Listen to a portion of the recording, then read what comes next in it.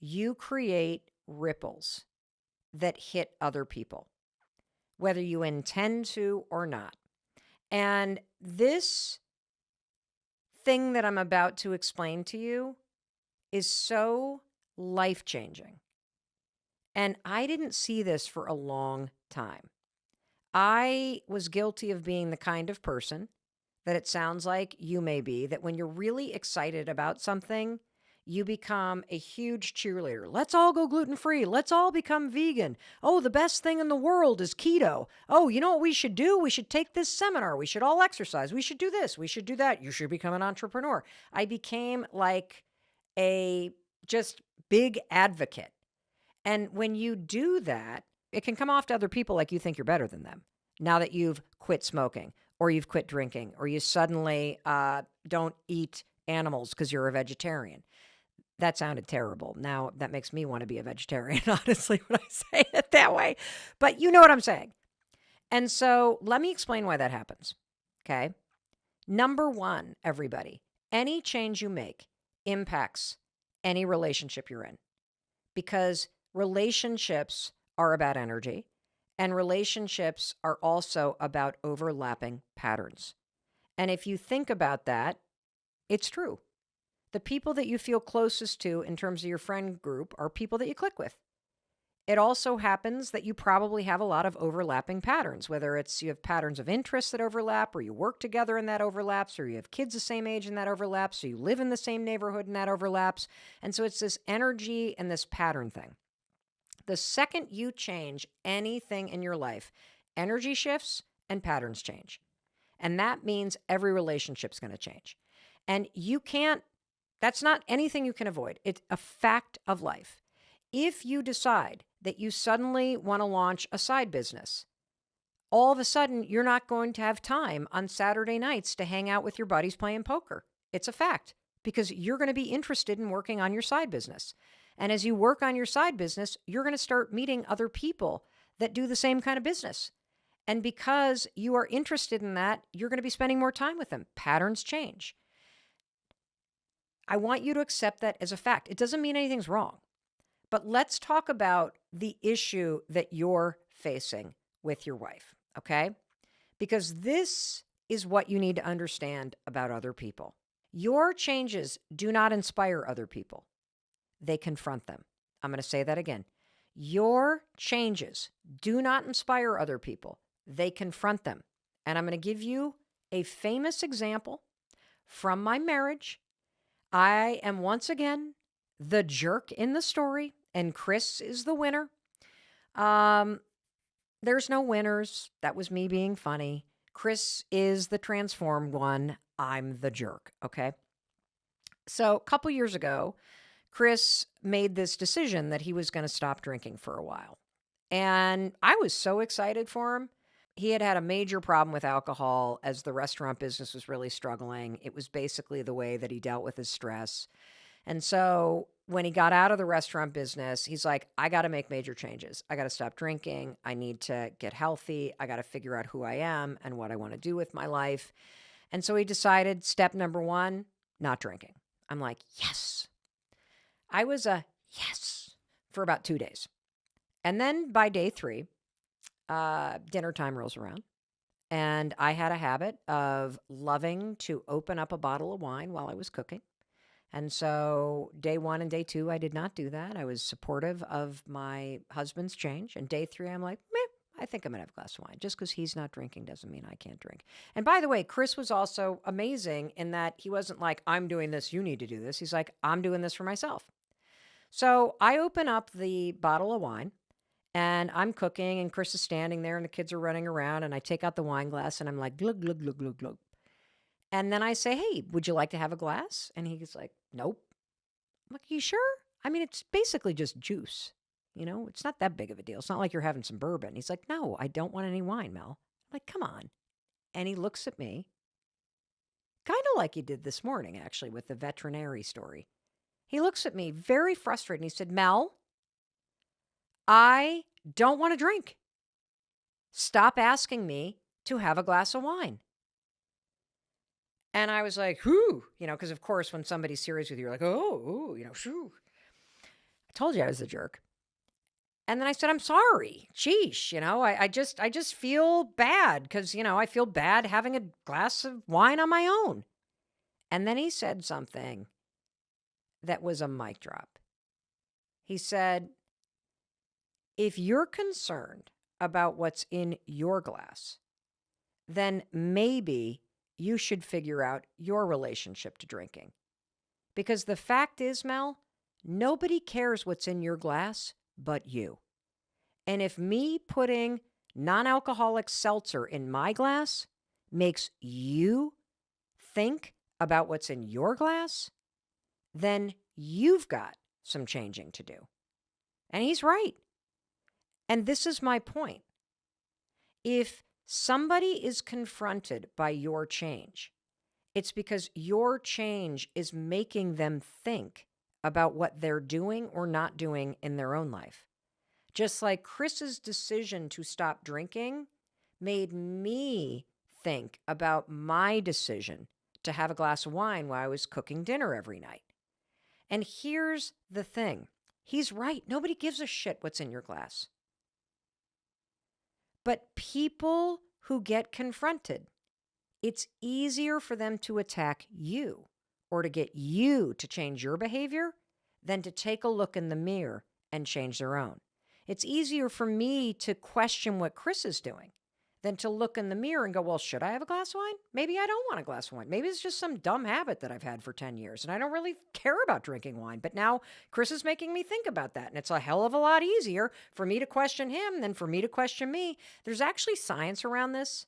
It's called my side bias.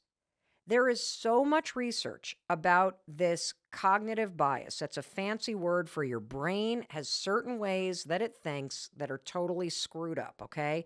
And my side bias is what's called a true blind spot.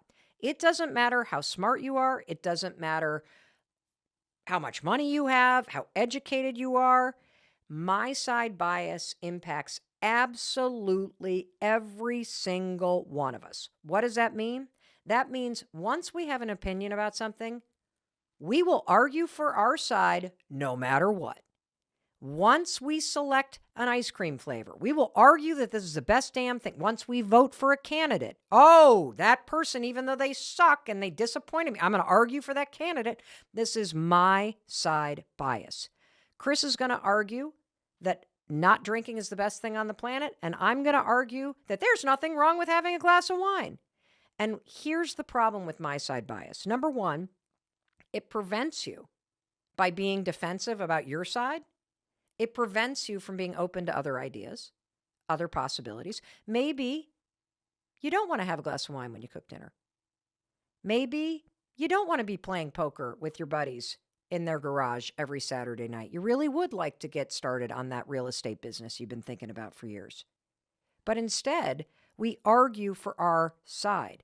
In fact, at the University of Toronto, there is a doctor. He's also a professor, Dr. Keith Stanovich. He's a psychologist that teaches there. He has done so much research on my side bias. He's considered the scientist when it comes to the field of cognitive science. And some of the research that I dug up as I was looking at this, because I was curious, why are we so resistant to change? Why is it that when a friend of ours wants to roll out of bed and go to the gym at 7 o'clock in the morning, we tend to roll our eyes instead of rolling out of bed with them? Well, it has to do with this my side bias. In fact, there's interesting research here, and this is why it's so important for you to do what Chris did, which is don't try to make somebody else change. Don't try to make them have the water instead of the wine. Don't try to make them positive when they're wallowing. Don't try to make them healthy when they're not. Because based on the research, when you give somebody a lecture, which is basically the way that it feels when somebody says, you should lose some weight. Maybe you're drinking a little bit. That's a lecture. Only 3% of people change when they feel like the change is being forced upon them. 3%. Those are not great odds. You want to know better odds? When they think it's their idea. 37% of people will change when they believe the idea came from themselves. That is so important because if you actually would love to see people in your life make positive changes, you have to operate so that they believe the change is their own. So let me go back to the example with Chris. So if Chris had told me that he thinks I have a drinking problem, I would resist that because of my side bias. I would argue, oh, no, I don't. Da, da, da, da, da, da. But when he says, stop pressuring me, nobody cares what's in your glass but you. And if you're concerned about what's in your glass based on what I'm doing, then you need to think about what you should be doing, Mel. By asking that question and forcing me to think about my own behavior and my own choices, of course, whatever I do next is going to become my idea because he's forced me to think about what I actually want to do. So back to Dan. I'm sure, Dan, your wife feels judged. So first of all, apologize if anything that you've done in terms of your enthusiasm made your wife feel less than. Super simple thing to do. You can certainly invite her to participate with you, but do not tell her to. Do not lecture her about it. Do not force anything on her at all, because now you know only 3% of people ever change when they feel like the change is something somebody else wants them to do or is forcing them to do or is lecturing them about. So that's takeaway number one. Takeaway number two, you can ask your wife questions. Why does this bother you? What about what I'm doing inspires you? Is there anything that you would want me to change? Invite that kind of dialogue and you're going to open something up. Because if your wife or your spouse or your partner, your roommate, your friend, whatever, like let's take this broader than Dan's question. If somebody in your life is confronted by the changes that you're making, they're passive aggressive, they roll their eyes, this is normal. I want you to stop for a second and let's come back to a little bit of compassion. Your behavior sent a ripple that's making them feel triggered. And we know it's easier to question you than to question themselves. But trust me, if they're questioning you, they're also questioning themselves. And so remember the 3 rules. If they wanted to or if they could, they would. Number 2, you can't make them change. You can make them laugh. You can make them think. You can make them feel included, but you can't make them change. And number 3, please stop being mad that they're not who you want them to be. They may never be who you want them to be. Loving somebody means loving them where they are and where they're not. It means loving and accepting them for who they are and who they're not. Now, remember, you can have boundaries. You should talk to your wife about the ways in which you could talk about these changes that would be supportive to her. You can have boundaries with her, and she can have boundaries with you. Maybe your tone of voice is a little lectury, but she loves hearing about it. She just doesn't want to hear it as if it's a lecture, or if she has to participate, or if there's something wrong with her for not doing it. Chris, I have to say, handled this like a boss. He actually handled this like a boss in something going on right now. Every morning when that alarm goes off at 5:45, and I roll over to my left and I see that Chris is already up. He's already up and at 'em. And when I walk into the kitchen and I see his gallon jug of water, and he's already drunk a quarter of it, and it's only 6:15 in the morning. And at 6:30 a.m., after I've written in my journal and I've had my cup of coffee and I've set my intentions, and he's come in from his first workout of the day with our 2 dogs trailing behind, he doesn't say, "You should be doing this. Why aren't you acting? Oh, you're up now?" No. He's just focused on what's making him happy.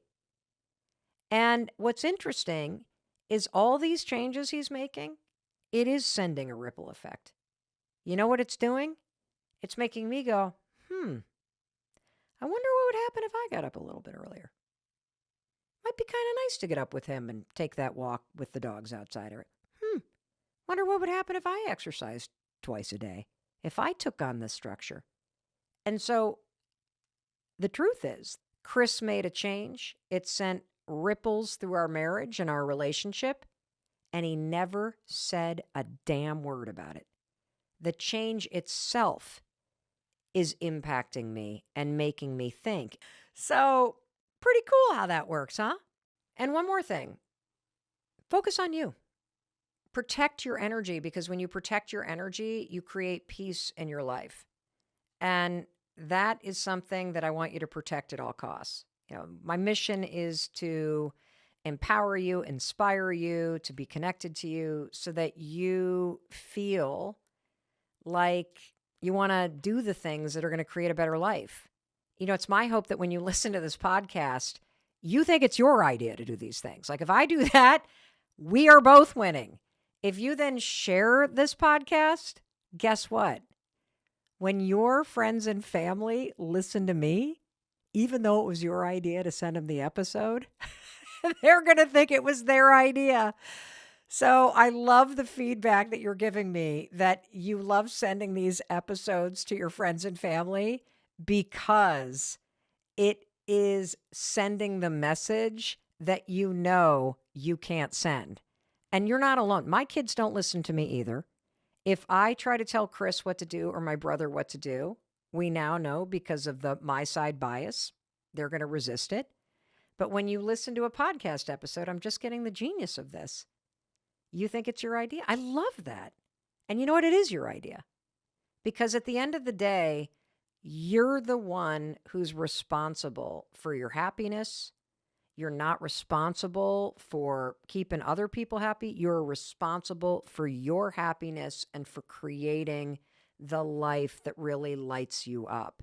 And when you bring more understanding and compassion to your relationships, and you stop being mad at people because they can't do what you need them to do, trust me, you will be a happier person. Life will get easier.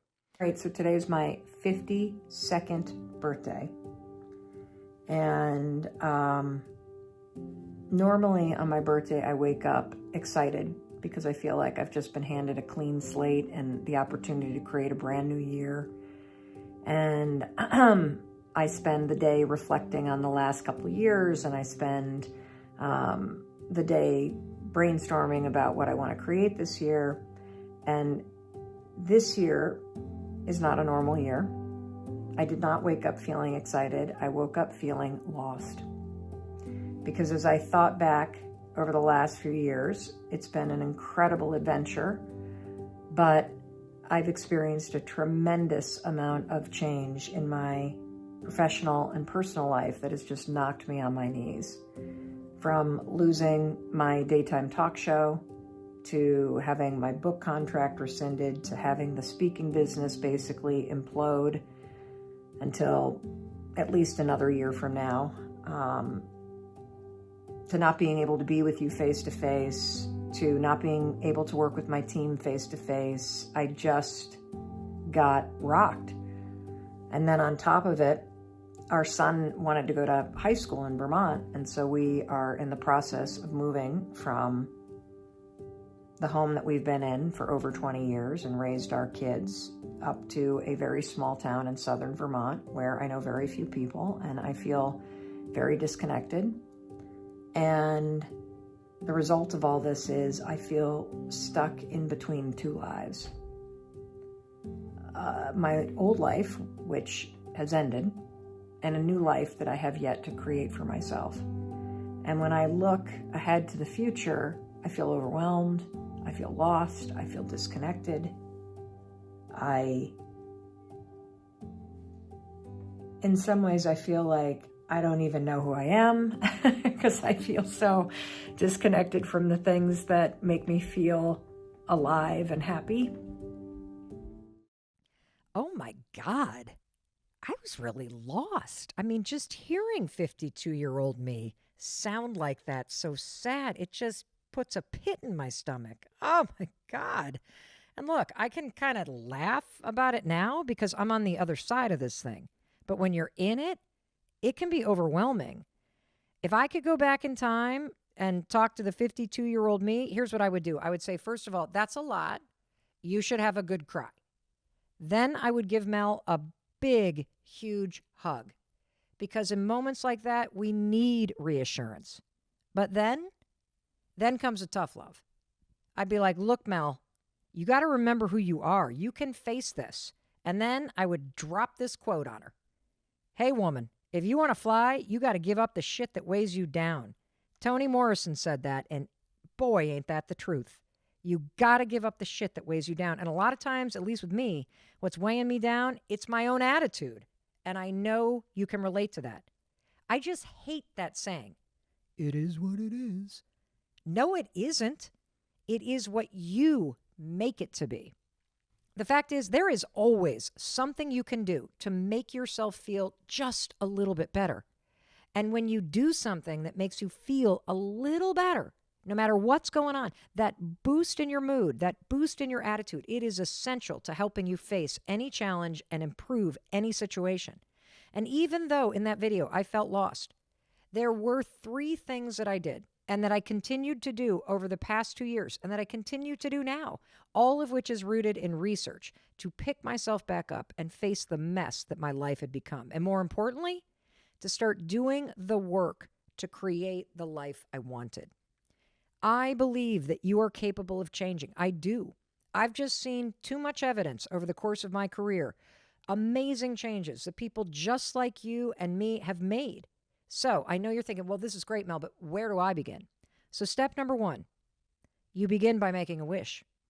Just like that moment on your birthday when you close your eyes and wish for something to come true in this next year of your life.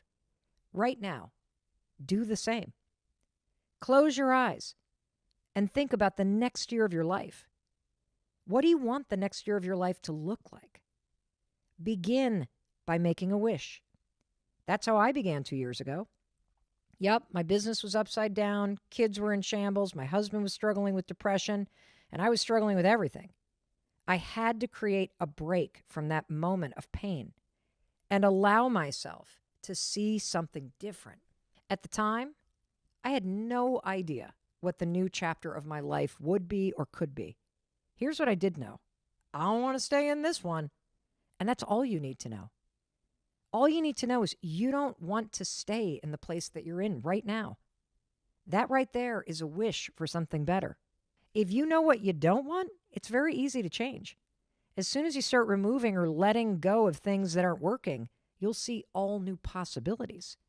So let's go back to that video that I made on my 52nd birthday, because once I laid it all out there, I instinctually laid out the 3 steps I was going to take. I made a wish.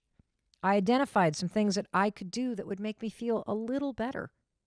And I also changed my attitude. And if I can do it, so can you. So let's go back to the rest of that video from my 52nd birthday. And you're about to hear 52-year-old Mel wipe away the tears and start taking action. Here are the steps I'm going to take. Number 1, self-awareness is critical. So recognizing that you feel lost or disconnected or suspended between your old life and your new life, overwhelmed, whatever you feel, it's so important to name it. Because when you name it, you bring it out of the feeling in your body and out into the world, and then you can do things to tame that feeling. Number 2, the most important thing that you should do is move your body, because all this negative emotion is trapped in your body right now, and it's only through exercise and motion that you'll move it out of your body and you'll change your emotional state. So I am going to go put on an exercise tape and work up a sweat. Will that solve all my problems? No. But it will put me in a better emotional state so that I can think more clearly and more optimistically and start to see solutions. Number 3, the best advice about happiness is happy people do things that make them happy. And so after you move your body and you change your emotional state, do one thing that makes you happy. And for me, I'm going to go out and buy myself some beautiful flowers. I've been doing a lot of writing this morning, just dumping all my thoughts onto paper. And I think journaling out your thoughts is a really important thing to do when you feel stuck or overwhelmed or suspended. And then finally, continue to remind yourself that this is temporary. This is temporary. This moment is temporary. These feelings are temporary.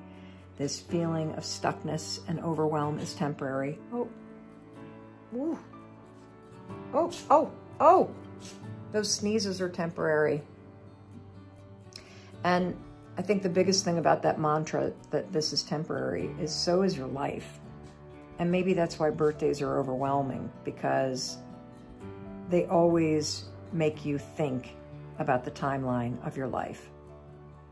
And so after you become self-aware and you move your body, which moves your emotions, and you do something simple that makes you happy, and you dump all your thoughts on a piece of paper, remind yourself that this is temporary and force yourself to start dreaming again. Because when you give up on your dreams, you give up on yourself. And I think that's one of the reasons why I woke up feeling lost today. When I look ahead, I don't see anything I'm looking forward to because I haven't created something new to look forward to. And that's the secret. How you're feeling right now is a function of what you see in the future. And if you see overwhelm and a blank page and nothingness, that's how you're going to feel right now. And so I want you to dream big. I want you to put something on that paper that's out in that future, that calls to you, that gives you something to look forward to go for. That's how you will pull yourself out of it. And that's how I'm going to pull myself out of this too. So that's my birthday message. Not really inspiring. It's authentic and it's real because this is where I am right now. And I also know that despite how low I feel, I have a choice. I have a choice about what I do about it. I have a choice about who I'm going to be in the face of it. And I have a choice about what comes next.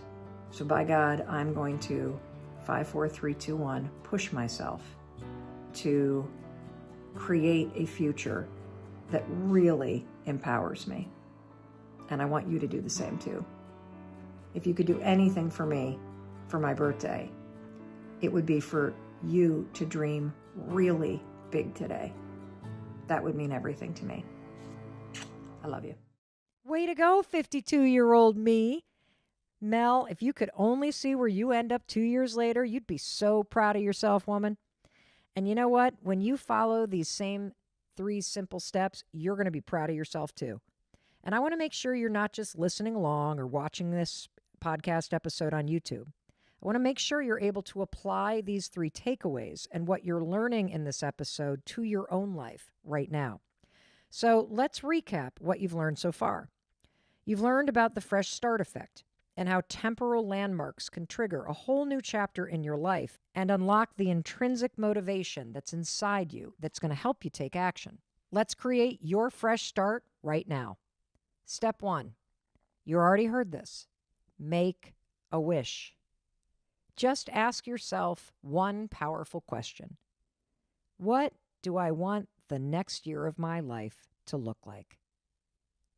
Number 2, no matter how you feel, start taking the actions that align with what you want in your life. Stop making the mistake of waiting to feel happy or motivated before you take action. The secret, it's taking action first, because if you can get moving, you can keep moving. And research shows that just a little boost in your mood impacts your productivity for the rest of the day. It impacts your focus. It gives you a little uptick in energy. Taking actions that align with the bigger vision and the future you, it taps into this huge body of research called behavioral activation therapy. Now, you're going to learn a tremendous amount about this therapy modality in future episodes of the Mel Robbins podcast, but here's how I'd summarize it for you. Act like the person you want to become in the future, no matter how you feel in the present moment. Look, I know it sounds simple. Act like the future you. But this is grounded in decades of research, and it works. This is how I've made every single change in my life. Once I figure out what I want to do or the kind of person I want to become, I figure out someone else in the world that's doing it, and I just reverse engineer it. And that's how you create a brick path that leads from where you are right now to where that wish of yours wants to take you. And every morning, wake up, take one action that aligns with what you want or the person that you want to become. And you can consider that action, it represents one brick. And if you keep doing that day by day, brick by brick, action by action, you're going to look up a year from now and you'll realize, oh my God, I just paved a brick path leading to my dreams. What the heck? Mel was right. And step number 3, in making powerful change in your life, find the proof that you can do it. It's all around you. You just need to look for it. Find anyone that has the life that you want or that has made the change that you want to make. The relationship, the career, the body, the family, the friend group. Anytime you see someone who has already made the change you want to make in your life, tell yourself, there's proof. It exists. Use people as evidence that, yes, you can have what you wish for too, if you're willing to work for it. See people as a light on the path to your future self. For years, that was not me. I was the opposite. I did not see other people as lights on my path. I saw people as robbing me of the lights that I wanted. I had this really stingy, jealous, and insecure attitude. If a friend of mine was renovating their kitchen, I would smile, that tight smile that people have when they're faking a smile. And I'd go, oh, it's so pretty. I love the white cabinets. But inside, I was seething with jealousy. And the reason why is because I believed that somebody else's happiness or success somehow was robbing me of mine. It's the opposite. Their beautiful kitchen means if I can work for it, I can have one too. Their amazing relationships means I can create it too. Their success or the business they've built means it's possible for you too. This alone, if you just do this third step, this one mindset flip, it is a complete game changer. Here's how you do it. There is unlimited success, happiness, and fulfillment in the world. You're not in competition with anyone. The only one that can rob you of the success, happiness, and fulfillment that you deserve is you and your excuses and fears and sitting around waiting to feel motivated. We're going to stop that today. Correct? Good. I'm glad you're listening because we're not doing that anymore. You're not going to wait 6 years to get started. You are going to start taking actions that align with what you want now. And when you see other people as evidence of what's possible for you, as you start seeing them not as extinguishing your light, but lighting the path that you're now walking on, holy cow. Talk about throwing gasoline on that internal fire of yours. And by the way, don't you ever forget, you are a light on the path for someone else, and you don't even realize it. So think about that for a second. You are just a step or two ahead of someone else. I mean, if you've grieved the loss of a loved one, if you've changed your career, if you've survived heartache, if you've sold a family home, if you've reinvented some aspect of your life, if you've lost weight, if you're able to live with depression, if you were the first in your family to graduate from college, your life experience proves to someone else that it's possible for them too. So you better make sure that as you start chipping away at your own wishes and goals, that you hold that light up a little bit higher for everybody that's behind you. Now, these steps sound super simple. So I'm going to go through them one more time because I want to make sure you get how powerful they are. So let's go back to 52-year-old Mel and let me explain how each one of these steps worked for me back when I was sad and lost 2 years ago. So step number 1, you make a wish. You got to consider that question. What do I want my life to look like? Now, here's the truth. I couldn't answer that question 2 years ago. When I was 52, sitting there crying in the bunk room, I had no idea. I didn't know what I wanted. I didn't even know how to fix all my problems. And that's okay. You don't have to know the answers because those will come. But I did know I didn't want to stay feeling sad. And that's all I needed to start the change. Because step 2 is, once you know one small thing, I don't want to feel so sad. I don't want to be lost on my birthday. Just take actions that align with that thing that you want. I wanted to be happier. So I just focused on simple things I could do in that day to make me feel a little better.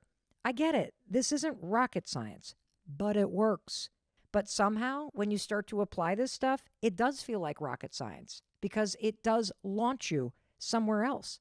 So that day I exercised, I bought myself flowers, I watched some stand-up comedy specials on TV so I would laugh a little. I just forced myself to do those things, to start walking toward what I wanted, which was just to feel a little happier. And look, this stuff doesn't work overnight. It works over time. And so every day I just woke up and I kept making myself do the things that made me feel a little better, even though I didn't feel like it. Simple things, exercising, journaling. And I kept on contemplating that question: what do I want my life to look like? And over time, day after day, brick after brick, as I added in positive forward action, aligned with feeling a little happier, and as I started to let go of things that were bringing me tension or sadness or friction, the answers started to emerge. I didn't want to travel so much for work. I didn't want to miss out on my son's high school the way I missed out on our daughter's high school experience. I wanted to get reconnected at a really deep level with my husband. I wanted to have time to see friends again and do things in the community. I didn't want to feel so damn busy and burnt out. And I didn't want to fall asleep with a to-do list on my mind and wake up every morning panic-stricken because of how much I had to get done. I wanted to simplify my life and get serious about being happier and more content in it. And as you ask yourself the question, what do you want your life to look like? Be patient. As I got clearer about what I wanted, and then I aligned my actions with that new vision, I started acting like the person I wanted to become. Simplifying means saying no. It means asking for help. And I chipped away day by day, and I started getting my mental health in order, slowed down, and I created an entirely different relationship with my husband by jumping into therapy. I also started being more present with my kids. And through all these small changes, I realized something bigger. It was time to sell the house that we had raised our kids in for 26 years outside of Boston, Massachusetts, and create a simpler life in southern Vermont. And as I started to say no and put what mattered to me first, I all of a sudden had more time to do what I really wanted, which is to launch this podcast, because I wanted to forge a deeper connection with you. Brick by brick, I laid a path with my actions, and now here I am. And if I can do it, you can do it. And that's why step number 3 is critical. Look for lights on the path. I looked for other people who had simpler business models, who had relationships, and who were doing the fun things that I wanted to do. And I just let them light the way toward the future I wanted. I kept telling myself, if they can do it, I can do it. And if you don't have anyone in your life like that, someone that lights the way for you, let me be that person. Tell yourself, if Mel Robbins can do it, then I can do it, because it's true. I'm living proof that if I can do it, you can do it. Big change starts with small wishes, like, I want to feel happier. And tiny actions lead to massive transformation over time. Psychologically speaking, those little daily moves forward that I was making, trying to just be a little bit happier, moving toward the person I really wanted to become, it changes what you believe about yourself. Because doing the small things every single day, especially when you don't feel like it, it proves that you do have a choice about what you do and how you feel. And eventually, as you do the small things that make you feel better and better and better, you will feel better and better and better. And as you see yourself taking these little actions, you start seeing yourself taking control. And the momentum, the pride, and the confidence builds inside you. That's what happened to me. And I know the same will be true for you. And I have proof that this works. So yesterday, check this out. I got an email from a woman named Danielle. And guess what she was writing me about? She was writing to tell me about a year ago, she stumbled upon, guess what video? Yeah, you guessed it. The one I made on my 52nd birthday. I mean, come on, what are the odds? I was about to start taping an episode about the same video, and now suddenly I'm getting an email from a stranger telling me, oh, by the way, Mel, I saw that video on your 52nd birthday and I followed the steps in it, and now my life has changed. What are the odds? Those are magical. And I always pay attention to that kind of stuff. So I reached out to her. I talked to her on the phone. And now I want you to listen to her read the email she sent to me yesterday. I just love this kind of stuff because it all connects. And before I play it, I want to warn you that this may be triggering for you to hear. Because when Danielle stumbled upon that 52nd birthday video of mine, she was in a way worse place than I was up in that bunk room. She was thinking of ending her life. Your birthday saved my life. The video you made on your 52nd birthday was the first Mel video I had ever seen. And it was the last day of my life, or it would have been. A couple years previously, I had made a pact with one of my best friends that if either one of us were thinking about suicide, we would call one another and we would talk as long as we needed. And at the end of the talk I had with him the night before, he made me promise him that I would give my life 24 more hours because a day can change everything, is what he said.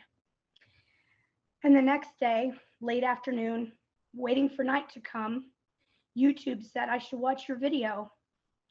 And I promised my friend 24 hours more, which I spent largely watching your videos.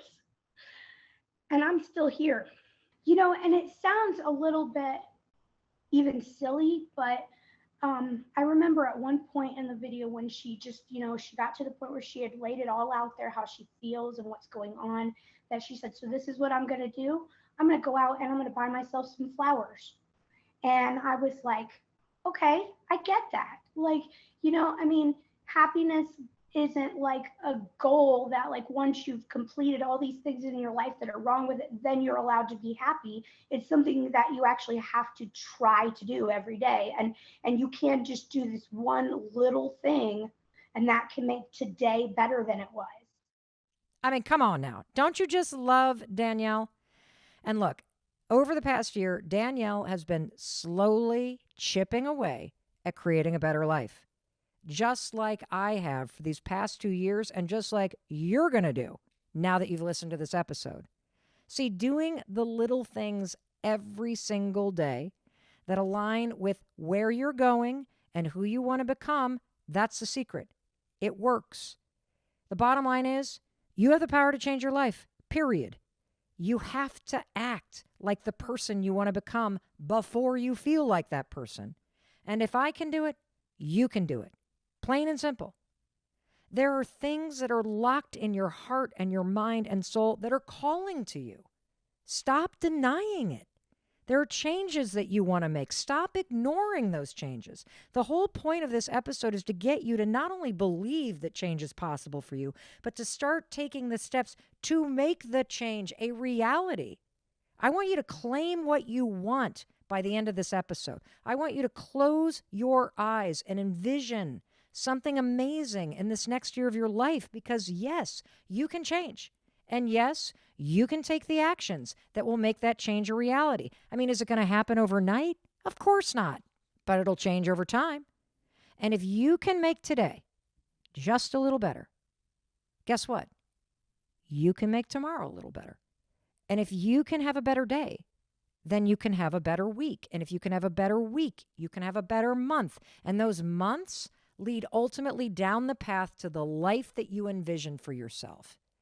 You deserve to be happy. And I believe that you're listening to this episode right now with Mel Robbins because you are meant to. I mean, think you could have picked a million other episodes, but you are on this one right now with me. Why? Because you're supposed to hear this at this exact moment in your life. You needed the reminder that there is something bigger that is meant for you. You got so much amazing stuff to do with this next year of your life. You got dreams to fulfill. You got lives to change. Stop focusing your energy on the stupid crap that weighs you down. It does not matter. Your past does not matter. The things that you're worried about, it doesn't matter. I mean, who cares if they didn't read your text? Who cares if you didn't get that job you applied for? Do you know how many jobs there are out there? It's time to see the bigger picture. It's time to focus on what you want. I know, I get it. It sucks when you get the courage to ask somebody out and they say no, or you work for months trying to close a massive sale and it goes to somebody else. And it's an awful feeling to wake up and have the depression be overwhelming. And you're not going to feel like kicking ass today. You're going to feel like licking your wounds. I got it. And here's what I'm going to tell you. Have a good cry. Give yourself a hug. and then dig deep and let Mel Robbins remind you of who you are. There is power inside of you to face this and to make it better, and you know it. In those moments when you feel like you just got punched in the gut, you have power within you. You have the ability to create this fresh start, to close your eyes, to envision what you want instead of surviving through what you have. On those mornings when you wake up with the weight of the world on your shoulders, wake up and get your ass out of bed. Get dressed, get yourself out the door, and do the things that make you feel slightly better. Start acting like the person you want to become instead of the person you are today. Start taking actions that align with what you want in your life. It's only when you start to act before you feel ready that this turns around. I get it. You should have landed the funding. You did deserve the job. It does blow when you don't get into your dream school and your best friend does. But you know what? That's not going to stop you from getting what you want, because you are going to pick yourself back up. You know that this is going to pass. You know that through your actions and your attitude, you can change where you're at. And you know that you can make yourself feel a little bit better no matter what you're facing. And you can't tell me otherwise. Every single day when you wake up, the clock resets, the past expires, and the future, it is yours to create. There is an open road. There is a blank page. There is a wish that you need to turn into a reality. Today is a gift, and you get to decide what you're going to do with that gift. Is it one day or day one? You decide. You decide with the actions you take today. You can change. And today is the day to prove it to yourself. So go do it. Change isn't easy. I wish it were. I wish it were easy. It is easy to identify friction. It is easy to identify your excuses. It is easy to identify the actions that you need to take. But taking those actions and feeling the emotions that come up and dealing with people's reactions, that's not easy. And it's really important for you to accept that and for me to accept that. Because when you accept the fact that change isn't easy, but it's possible, and it's worth it, and you're capable of it, that's the truth. And when you go into addressing all the areas of your life that aren't working, whatever that may be for this moment in your life right now, when you start this process and you remember these 3 things, that your life is always trying to teach you something, and the biggest teacher is areas of your life that create friction. Full stop, period. The second lesson, that your excuses are bullshit. Every single excuse you have is tied to some fear that you have. That's it. And that every single excuse can be faced and addressed with a small action. Again and again and again. Now, the third lesson is really important because it's the truth. Change isn't easy. I mean, this year I reorganized the team. I addressed the betrayal. I got seriously into therapy to improve a lot of friction in my marriage, both on my side and Chris's side. Not easy. It's not easy to sit in a therapy session and have to listen and hear stuff you don't want to hear. And it's not easy to change your own behavior when you've been doing things for a long time. It's not easy to go to the gym for the first time. Heck, I went to a hot yoga class when I was visiting my daughter in Los Angeles last week. I realized it's the first time I have been in an exercise studio for 3 years. It wasn't easy to get there. Now, I was happy I went when it was over, But I'm not going to sit here and lie to you and say that this is easy. When you know going into it that it's not going to be easy, but it is going to be worth it, damn it. And that I am capable of showing up for myself. I am capable of doing this. I am capable of inching along. I am capable of pushing through the fear. I am capable of identifying friction. I am capable of slowly moving my life from the shitty side to the awesome side. When you go into it knowing that, like that's what I did with this house. When we sold our house in Boston, that was not easy. I knew I needed to do it. I knew I needed to remove that variable from my life. That was not easy. And not only was it not easy, but I had a pretty big mental breakdown over it. I did not expect the wave of grief that was going to hit me selling the home that we raised our kids in for 26 years. I did not expect how discombobulated I would feel moving from a place that I had lived for 26 years and the container that held all those memories in that much time. It knocked me on my rear end. It was not easy at all. But now that I am on the other side of it, thanks to therapy and going back on an antidepressant for the first time in 20 years, I'll tell you, it was worth it. And I was capable of putting my life into the column of being in alignment. I am proud of myself. I am proud of myself for doing the work to finally launch this podcast.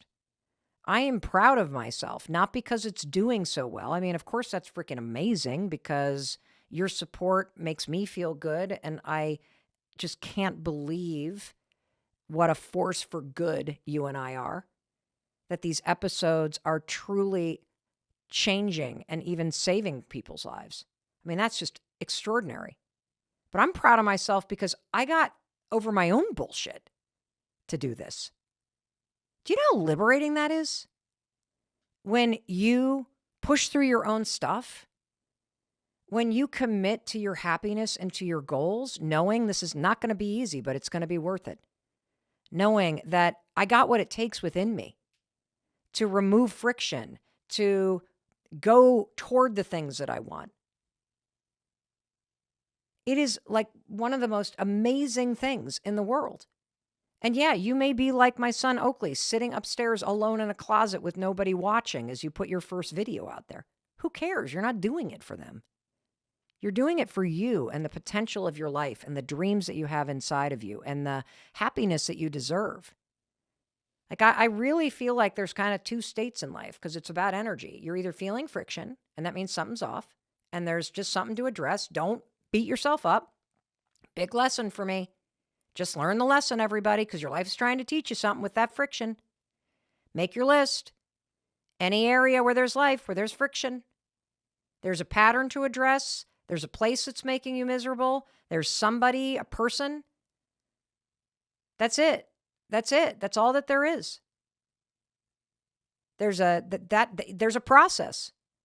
There is a process. Every breakdown that Chris and I have basically has to do with the fact that we have a broken process.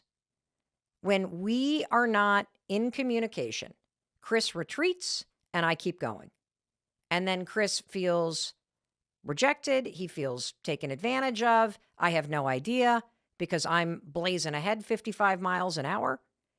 And what is broken is the communication process. Doesn't mean we're bad people. Doesn't mean the marriage sucks. It means there's friction between us because there's a broken process. And so again, this is such a huge invitation. Please, please do not run yourself into a wall the way I did.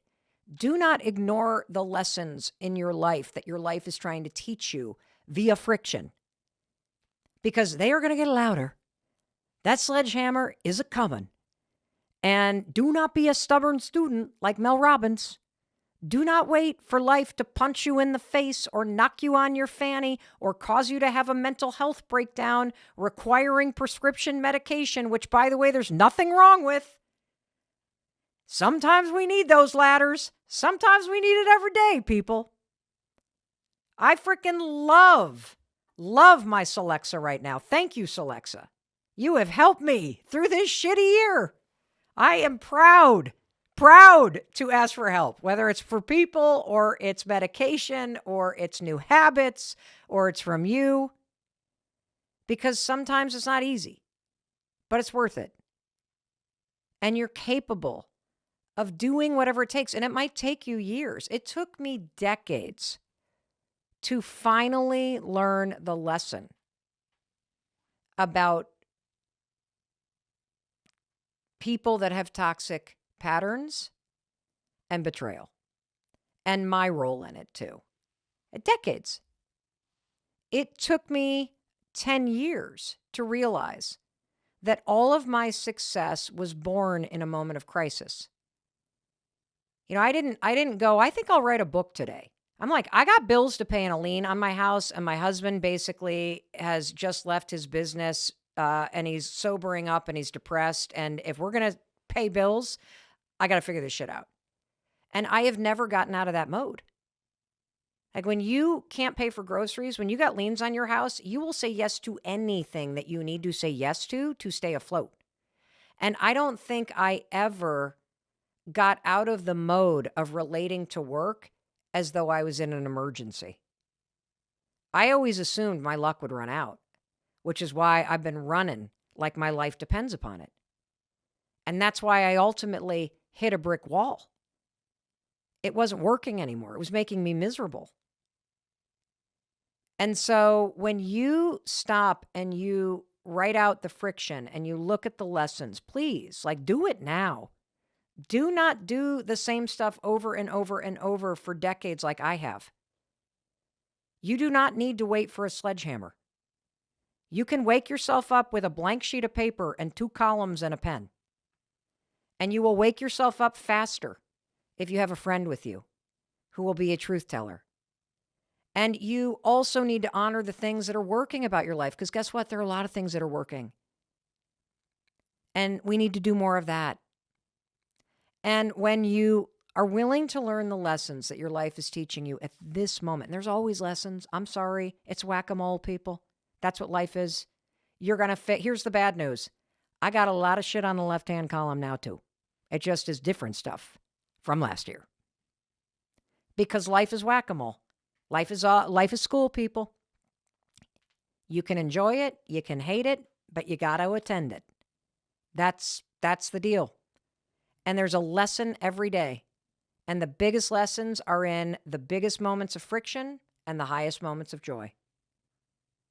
And if you get serious about paying attention to the lessons, and you get serious about your own baloney excuses, and you get serious about just taking actions and inching forward every day, and you embrace this notion, change isn't easy, but it's worth it, and I'm capable of it. You, my friend, will feel the happiness you deserve. You will remove the just stupid crap that you're tolerating. You will level up. You will make more money. You will enjoy it. Imagine that. Imagine enjoying it. And I realize you may be taking care of aging parents, or you've got super little kids, or you just went through a divorce, or you got a big health crisis, or you're in the middle of pitching a venture capital firm for the biggest deal of your life. The stakes are high. I get that stuff's going on, but I also know, because I have done this in my own life this year, that you can see what the lesson is. You can stop beating yourself up. You can fix the pattern. You can fix the personal dynamics. You can fix the places that you're showing up. You can fix the process. You do that, you get to work, and my God, you're going to be shocked at how proud you're going to be of yourself. And I want you to know that I'm here every single day because I know you can do it. If you don't believe it, let me be the person holding up the light over here going, hey, come on, walk towards me. I'll hold this light high till you catch up with me. And then guess what? I'm going to get hit with a sledgehammer, and I'm going to expect you to go forward and hold that damn light high and remind me that I'm going to be okay. Because the second that you start to move things of friction from one column to the other friction will show up. One of your kids will have a breakdown. It's just always like a charm, right? People always say, how are your kids doing? I'm like, well, today everybody's okay. Because God knows tomorrow somebody could have a mental breakdown. It's whack-a-mole. But we're playing it together, right? We're going to ride the waves together, everybody. Okay. That's what I got from the hardest year of my life. I want to tell you a quick story about how perspective changing things can be. And then we're going to hear your story, Amy. So I remember when I was in law school, right? Yeah. I grew up in a teeny tiny town in Michigan. And then I go to college in a teeny tiny town in New Hampshire. Okay. And I was sort of like your meat and potatoes kind of gal. I was not the biggest experimental eater like I am now. And I remember one of my really good friends, shout out to Sydney, she was a super cool lady, and she grew up in Providence, Rhode Island, and she was multicultural family, like super cool. And I remember she invited me to leave the campus, the law school campus, and go into Boston. Okay. To this restaurant called Jay's. And her boyfriend, who was older, was going to take the two, law school students with no money out. And it was a Thai restaurant. And I had never been in a Thai restaurant before. And so we sit down. I had no idea what to order. And so they just order the pad thai. When this thing arrived in front of my, plate there, when this What'd plate you was, think when you saw that pad thai that you'd never seen before? I was like, what the hell is the eggs and chicken and shrimp and these noodles? And it's like pasty, tacky, weird texture and peanuts and bean sprouts. So I just shoveled a fork in and I just took a bite. It was like a unicorn in my mouth. It was the most delicious thing I had ever. And I had this thought, there is an entire world I have been missing out on because I just didn't know.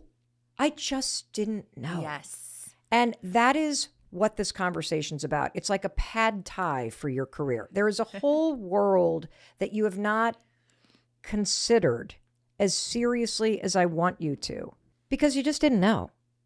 Like, I didn't know you could make money online. Amy's the kind of person that knows how to tap into that confidence that is inside you to make a pivot. And I know that reinvention is a hot topic. Our project on Audible, Reinvent Your Life with Mel Robbins, is #1 on Audible. Everybody is feeling this need to change something about their lives. And when you take your career and your ability to make money into an entirely different level, it's extraordinary how that impacts your life. And Amy has been able to not only teach herself how to do that, but to teach so many other people how to do that, how to find financial freedom, how to get control of your time, how to create a life where you get to work when and where and with whomever you want to work. And do not tune this out. This is possible for you. I don't care what your life looks like right now. This is possible for you. And that's why I wanted Amy to sit here and give you a zero-cost masterclass in thinking differently and taking control of your freaking life starting today. So Amy, what was your pad thai moment in your career? My pad thai moment was 14 years ago. I was working for peak performance coach Tony Robbins, and I had an amazing job. I was the director of content, traveling the world, working on the content that he did on stage. However, I didn't realize in that moment that I had never been free. And here's what happened. Tony brought in a bunch of business owners to the San Diego office. They happened to be all men, and they were making money online. And so he brought them into this office. It was this big oak table, and I was called in to take notes. So now, okay, so first of all, yes. Were you annoyed by that? Well, it was kind of common for the content department to take notes. But yeah, there's a little bit of me like, I want to be in the action. I want to be doing the things. But yeah, I was on a side table. Oh, so you were not even at the big table with the boys. No. You were on the side, I was on the side taking the notes. Yes. Okay. So here I came into this meeting, but thank God I did, because here's what happened. I started to take notes, and these guys started to talk about their businesses, what they do, what life looks like, what their lifestyle is, what their family life looks like. Like, they were really talking about their whole experience as business owners. And all of a sudden I realized, wait a second. They're working when they want, where they want, how they want. They're creating these amazing products. They're being as creative as they want to be. They're on their own time and on their own dime. And I realized I have never been free. I have never been my own boss. I will always hit a glass ceiling. I will always have to ask for a raise, always have to ask if I could take vacation. I was not the boss of my own life or my business. And in that moment, a light bulb went off and I thought, I want it. I have no idea what they're doing. I don't know how to do any of it, but I want it. And so that was the moment for me. But the next thing that happened was this flood of doubt. And I looked to my friend who was in the meeting with me and I said, I have no skill where I could be my own boss. I know nothing that I could be my own boss. I want to stop right there because I think this moment where you're sitting in a meeting and you experience something. Yeah. This like wake up call happens in your body. And I've had a moment like that. It's way bigger than a pad thai moment. Yeah. I was sitting in an audience and I was at an Oprah Winfrey, like kind of one of these live your best life tours. This would have been a decade ago, decades ago, actually, probably 2 decades ago at this point. And I was there because I was networking to try to get clients for my life coaching business. I had just started this on the side. I was working full time. Doing business development for a advertising agency in the big tech kind of bubble that happened in the early 2000 timeframe. And on the side, I was trying to build a business as a life coach, full of doubt. So I go to this Oprah Winfrey concert. It was actually it was like an event that she held, a one-day summit to like live your best life. And so I'm sitting in the big audience. And Oprah's on stage, and then she introduces this woman that I'd never heard of. Her name was Martha Beck. And Martha Beck walks out. And I don't even remember what the hell she said. I had never heard of her. I had no clue what she did. But she started talking, and there was something inside of me that was like, I want that. And it was the same thing you're talking about, which is this taste of I've never thought about the word free, because there I had lied to my employer. I had taken the day and I had told them I was somewhere else and I had gone to this thing for myself. Yeah. And so here I am completely out of integrity, getting paid by somebody else to sit in a place where I'm prospecting for my side hustle that hasn't even launched yet. And I realize when she walks on the stage, holy shit, that's what I want. And I didn't even know what that meant. I just knew that I wanted the freedom that she seemed to have. She was writing books. She was clearly writing for Oprah. She had written her first book. She was now talking about that first book on a stage. I didn't know what I would write about. I didn't know what I would speak about. I was scared to think about being on that stage. That is the moment. And so I want to hit pause and I want to talk to the person, you, right now listening to us. I want to talk to you because I need you to start to pay attention to those moments. You don't have to have the answers to change your life. You have to have that moment where you go, I want something more for myself. And what I wanted to be able to go to an event without lying to my boss. Well, I could have just not lied, but you know what I mean. I wanted to be able to go to an event because I was going to go to an event. I wanted to be able to work when I wanted to work, but I did not know how the hell do you go from that moment to knowing what the hell the right next step is? Because you're right. What happens next is, well, you're dumb. You got nothing to offer. You're this, you're that. Like, how did you go from, okay, there's all these dudes sitting around the table. I'm basically the secretary, no offense to secretaries, in the corner. And I am sitting here being exposed to something that I'm not part of this club. Yes. So the first thing, all those doubts came rushing in. And then I learned something a long time ago that if you're watching someone do something and you feel a little bit jealous, like look what they have, or angst around it, which I had, like I wanted what they had, even though I didn't totally get it. Whenever you have a feeling of jealousy or angst or you want it, ask yourself, what do they have that you want? Like, get really clear. What is it about their life that you think is so attractive or you'd like to go through it? Because I had to get clear about what I wanted. And in that moment, I thought, they get to be their own boss. Like, that's what they have that I have never had. So I think clarity in terms of what you want is the first big step. You talk about that a lot. What do you want? And so once I got clear on, I don't want a job anymore, I want to call the shots, then I had to start thinking, what would I do? Because I had no clue. So for the next few months, I kind of went through this process that now I teach called the sweet spot, which is figuring out what might you want to do. Wow. Okay. I am so excited to go through this with you. I cannot wait to send this to approximately 100 people because I feel like I have those kind of epiphanies probably once a week. Yes. Even if you look at me or you look at Amy and you're like, they got it all figured out. I still have these wake up calls all the time. Oh, like yeah. We just had one yesterday where we were We talking did. about, wouldn't it be nice to be able to support other female entrepreneurs with investment money? Like maybe we should step into like starting an investment fund. And we both looked at each other and we're like, well, I don't know how to do that. I don't either, but we kind of feel interested. So that's sort of the moment we're talking about. And I want to give the audience a real range, okay, of scenarios where you could have this wake up call.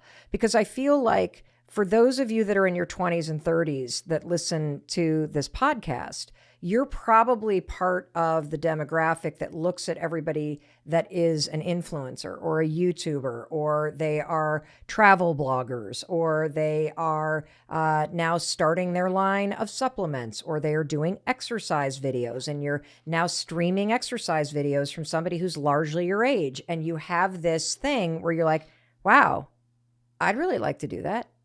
What Amy and I are here to tell you is that is the power moment. That is the eye-opening moment. That's it. That awakening is the only thing you need in order to pivot your life in a new direction. Because we are lucky enough, and Amy's going to talk about this, to live in a world where if you want to create an online exercise studio, if you want to take your catering business or your grandmother's tomato sauce that everybody compliments and start selling it, you can figure out how to do it, but you have to honor the wake-up call. Yes. You have to honor this thing inside you, because Amy's right. How many times have you seen somebody you're jealous of, or you've had this moment of inspiration and you've been like, nope, not going to happen for me? And so I want you to know that that's takeaway number one. That takeaway number one is that wake-up call is going to change your life if you're willing to look for it and if you're willing to hit the pause button when it happens.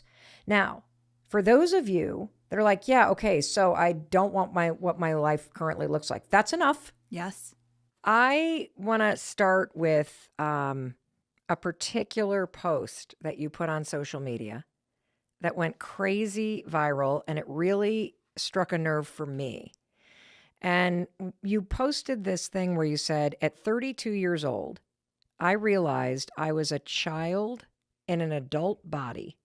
And this just hit deep for so many people. What did you mean?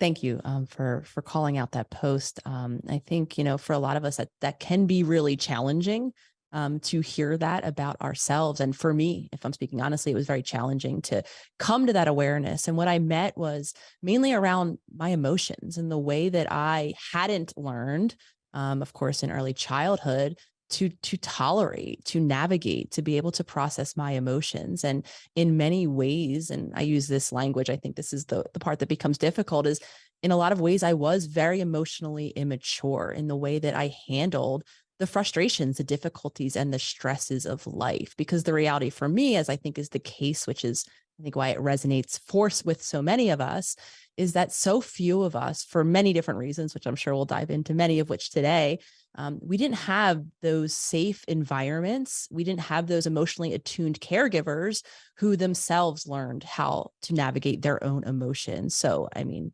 needless to say, parenting is a large task in and of itself. And, when we don't have that safety and when we don't have someone modeling, mirroring, attuning to us emotionally, what we do then appear is like a child in an adult body.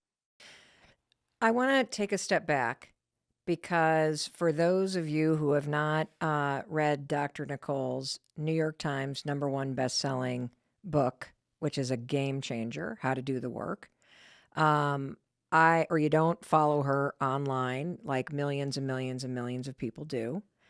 Can you tell everybody what your life looked like at the age of 32? Because, when you talk about emotional immaturity, it's not like you were running down the street naked, taking a baseball bat to the side of a wall, like kind of rambling gobbledygook. You were high functioning and successful. So we just give everybody, like, what does life for Dr. Nicole at 32 look like when you have this realization that, holy shit, I can't process my emotions maturely? Yeah. And I'll be the first to say I wasn't able to even admit that or even have that language for what was going on at the time. What I did know was that I had finally arrived, or so I thought, to the end of all of this, achievement-based to-do list. To speak to your point, I wasn't, kind of dysfunctional in the very traditional sense. I had, in a lot of ways, I had the successful life, or at least appearance of life around me. I was in a partnership, a committed partnership. I had a successful practice after achieving my PhD. I was surrounded by, a network of supportive individuals. I was living in the city that I chose to live in. Everything seemingly on the outside, right, was reflecting this idea that I should feel good, or at least better than I was. So I think, as a lot of us do, my first feeling was a really low, disempowered, lack of fulfillment and shame. Because again, as I looked around, I kept almost telling myself, well, what is wrong with you, Nicole? Why aren't you, feeling good about yourself? Why aren't you feeling fulfilled? Why aren't you feeling even connected to this life that you created? So not having the awareness of why I was struggling right alongside with, at that point, the clients that I had been working with week after week, month after month, I wondering, feeling as a disempowered then clinician in the room, what is wrong? Why are so many of us stuck? Those of us who even have access to supportive individuals like myself in a therapeutic environment, why is the report I'm getting week after week, not that I'm getting better, but that I'm getting more and more frustrated, more and more shameful, more and more stuck in these patterns? And for me, it really began with exploring, what is keeping so many of us stuck. And for me, I landed on the answer being all of the conditioning, oftentimes very stress-based, very trauma-based conditioning that, was emblematic of the childhoods that most of us have grown up in, that were creating habits and patterns that, no matter how much insight, how much awareness that we had, were keeping us disconnected from ourselves, from our life, and from our relationships. So as you are talking, and somebody's listening intently, going, wait a minute, is there a different way to experience life? Because adulthood, it's so familiar sounding that you check all the boxes. Ivy League degree, you're practicing psychologist, you are successful on the outside, you're surrounded by all these people, and you're having this internal crisis and disconnect where you're going, why am I not happy? What is wrong with me? What more could there be? How can I not figure this out? I am sure most everybody listening can relate to this. And so we're going to get into what you did. But if somebody is going, that's me right now. What is something, Dr. Nicole, that you want to tell them right now about what this means if you're experiencing this disconnection from what your life is like today and what you're feeling inside? I speaking from the perspective of having been that person. I mean, as I, was entering my 30s, I convinced myself, because I too saw similar, complaints. I heard similar complaints, and I almost gaslit myself in a lot of ways with this idea, like you're sharing, Mel, of this must be just what adulthood is. This might just be the circumstances of the, environments, very unnatural. I was living in a city myself that many of us are living. And it took me, becoming conscious again of the very real impact of these habits and patterns to create just that little bit of space. So what I want to offer to anyone who's resonating and has that embedded belief that this is just what life is about, or maybe, a more problematic belief, I think, for ourselves is maybe this is just what my life is meant to be about. Maybe there's something inherently wrong with me, that is translating to this lack of fulfillment, this overwhelming stress, or whatever it might be for you. And so, very much speaking from that person as well, I thought that something was just, off about me. I want to share, the hope of creating that space of really, and you'll often hear me break down, as far as I see the process of creating change, into two major steps. And the first step I will always note is becoming conscious. And when we become conscious of how habitual, how patterned we are as individuals, then some of us can gift us with that little bit of space that then allows us to take that next step, which is beginning to make new choices outside of those old ingrained habits, to then be able to experience ourselves differently. And I'm really being intentional with that, because again, I think the best shifting of beliefs is when we ourselves begin to create change, begin to experience life differently. Many of us, I'm sure, have listened to motivational speakers who have said, oh, you can do this, come on this side of life, of change. And it really isn't. And again, speaking from my own experience of this, we don't believe it until we do it. But when we do become conscious, or as we begin to become conscious, we can gift ourselves with that space. Of course, does not happen overnight, but over time, we can begin to then make new choices, relieving ourselves of that shame, that belief that this is just what life is all about, or this is what my life is all about. Well, this is one of the reasons why I love you so much. Not only because you've made a huge difference in my life, and I'm going to try to take a highlighter and call out a couple of those things that you have said that were complete paradigm shifters for me and helped me achieve level up moments in my own healing. And so I want to I want to make sure everybody heard something, which is even the awareness that you feel stuck, even the awareness that something is off, even the awareness that this isn't working is great news. Because if I'm hearing you correctly, being frustrated or feeling discombobulated in your body about your life, that is the consciousness that you're talking about? Yes, 100%. I mean, anything that we can attune to feeling, even the lack of, because I know for a lot of us, we feel numb.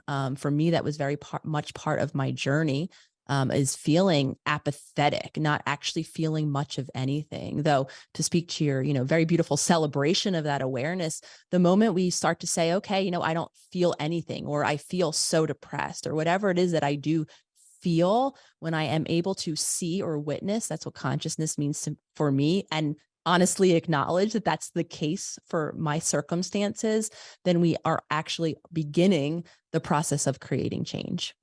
Yeah, this is going on right now in real time in my life, because we were just having dinner last night for my husband's birthday, and our daughter has asked my husband, when do you feel most alive?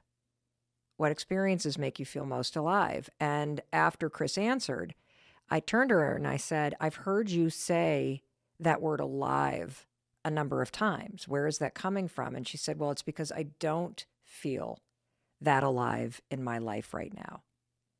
And I think when you have those insights, you're right to go, I was celebratory because I'm trying to highlight the fact that most of us react to that insight that, holy shit, I don't feel excited by my life. I don't feel like myself. I don't feel alive. It's scary when you have that moment of consciousness. It's incredibly scary, feeling, as many of us do when we're on that blind autopilot, especially if our autopilot is driven by a state of nervous system disconnection. I often connect many of the conversations, many of the habits and patterns that we're beginning to talk about now back to our physiological body. And there actually is a state of shutdown that many of us, I found myself living in, that created, and it wasn't to say like we were going back to the beginning, right? I was still marching through life, checking endless boxes of to-do list. It wasn't that I was apathetic sitting on a couch, though. For some of us, that's how it presents. We don't feel motivated. We procrastinate. We actually can't get up and do much of anything, though some of us are still able to continue to literally just live life going through the motions. And our emotions are what makes us a human. So feeling very much, I talk about my spaceship, that I was living on, the spaceship of disconnection that again began for me in childhood, does create this feeling, this embodied existence of living like a robot. So when we rob ourselves of our emotional experience of life, we're robbing ourselves, in my opinion, of life itself. But again, as often is the case, there are reasons embedded in our mind and our body that have created that experience, even of that distance, that disconnect, that apathy, that lack of motivation, that procrastination, whatever it is, that isn't a reflection of who you really are, what is meant for you in life, but again, is an adaptive coping mechanism, usually around your earliest environments or circumstances.